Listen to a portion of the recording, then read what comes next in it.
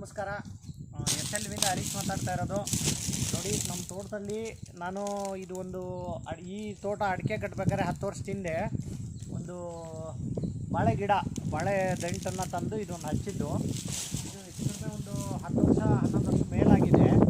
ಹೆಚ್ಚು ಕಡಿಮೆ ಒಂದು 100 ಗೊನೆ ಕೊಟ್ಟಿದೆ ಆಲ್ರೆಡಿ. ಈಗ ಅದು ಅಂದರೆ ನಾವು ಅದು ಮೇಂಟೆನೆನ್ಸ್, ಗುಂಪು ಬಾಳೆ, ನಾವು ಅದು ಏನು ಮೇಂಟೆನೆನ್ಸ್ ಮಾಡ್ತಾ ಇಲ್ಲ. ಕೆಲವು ಒಂದೇ ಬಾಳೆ ಬೆಳಿಬೇಕು ಅಂತ ಎಲ್ಲ ಕಡ್ದಾಕ್ತಾರೆ. ಸೊ ನಾವೇನು ಮಾಡಿಲ್ಲ. ನೋಡಿ, ಅದು 5 kg ಬರ್ಬೋದು, 6 kg ಬರ್ಬೋದು. ನೋಡಿ, ಮೊನ್ನೆ ಒಂದು ಗೊನೆ 7 kg 7.5 kg ಬಂದಿದೆ. ಮನೆಗಾಗುತ್ತೆ.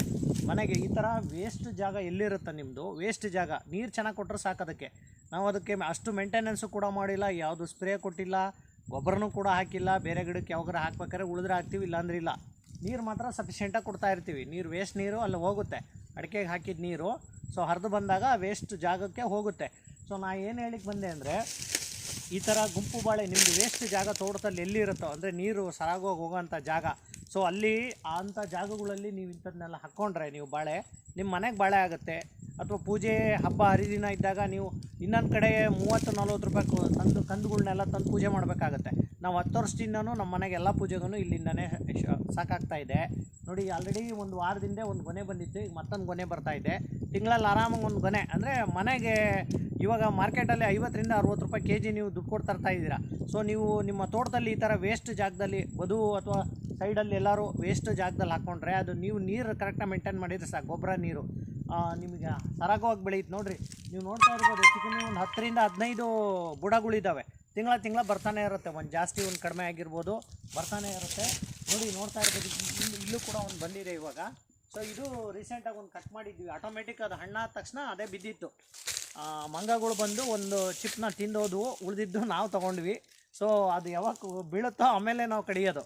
ಅಲ್ಲಿ ಮುಟ ಅದು ಅಲ್ಲೇ ಬಲಿಯುತ್ತೆ. ನ್ಯಾಚುರಲ್ ಹಣ್ಣು, ಮನೆಗೆ ನ್ಯಾಚುರಲ್ ಸಿಗುತ್ತೆ. ಹೊರಗಡೆ ಮಾರ್ಕೆಟಲ್ಲಿ ನಿಮಗೆ ಕೆಮಿಕಲ್ ಹಾಕಿ ಹಣ್ಣು ಮಾಡ್ತಾರೆ.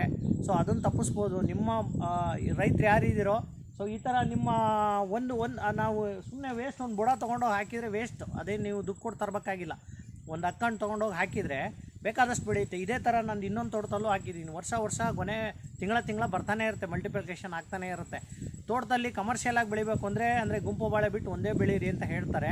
ಸೊ ವೇಸ್ಟ್ ಜಾಗ ಅದು, ನನಗೆ ಅವಶ್ಯಕತೆ ಇರಲಿಲ್ಲ. ವೇಸ್ಟ್ ಜಾಗದಲ್ಲಿ ನೆಟ್ಟೆ 10-12 ವರ್ಷದಿಂದನೂ ಹಣ್ಣು ಬರ್ತಾನೆ ಇದೆ. ಸೊ ನಾನೇನು ಹೇಳ್ತೀನಿ ಅಂದರೆ, ಆರ್ಗ್ಯಾನಿಕ್ ಅಂದರೆ ನಮ್ಮ ಆಹಾರ ಪದ್ಧತಿಯಲ್ಲಿ ನಾವು ಎಲ್ಲೋ ದುಡ್ಡು ಕೊಟ್ಟು 50-60 ರೂಪಾಯಿ kg ಹಣ್ಣು ತಂದು ಅದು ಕೆಮಿಕಲ್ ಹಾಕಿರ್ತಾರೆ, ಅದೆಲ್ಲ ಮಾಡಲಿಕ್ಕಿಂತ ನಮ್ಮ ಮನೆಗಾಗಲಿ, ನಾವು ಹೊರಗಡೆ ಮಾರೋದು ಬೇಡ, ನಮ್ಮ ಮನೆಗೆ ಆದ್ರೂ ಎಲ್ಲರೂ ಆರೋಗ್ಯವಾಗಿರ್ಬೋದು. ಒಳ್ಳೆ ಪೋಷಕಾಂಶ ಇರ್ತಕ್ಕಂಥದ್ದು ಬಾಳೆ ಪ್ರತಿಯೊಂದು ಯೂಸ್ ಆಗುತ್ತೆ. ಇದು ನಾವು ಬಾಳೆ ಕಡ್ದ್ವಿ ಅಂದರೆ ಆ ದಂಟು ಇರುತ್ತಲ್ಲ, ಅದು ಕಟ್ಬಿಟ್ರೆ, ಅದು ದಂಟನ್ನು ಅಷ್ಟಕ್ಕೆ ಕಟ್ ಮಾಡಿದರೆ ಅದು ಮಿನಿಮಮ್ 7-8 ಲೀಟ್ರ್ ಅದರಲ್ಲಿ ಸ್ಟೋರೇಜ್ ಆಗಿರುತ್ತೆ. ಅದೇ ಸ್ಟೋರೇಜು ಮತ್ತೆ ಬುಡಕ್ಕೆ ಹೋಗುತ್ತೆ. ಸೊ ಉಳಿದಿರೋದು ನಾವು ಹಾಕಿ ಟ್ಯಾಕ್ಟ್ರ್ ಓಡಿಸ್ತೀವಿ, ನಮ್ಮ ಹೊಲಕ್ಕೆ ಗೊಬ್ಬರನೂ ಆಯಿತು. ಸೊ ಈ ಥರದ ವೇಸ್ಟ್ ಜಾಗದಲ್ಲಿ ನೀವು ಬೆಳ್ಕೊಬೋದು ಅಂತ ಹೇಳ್ತಾ ಇದ್ದೀನಿ. Thank you friends.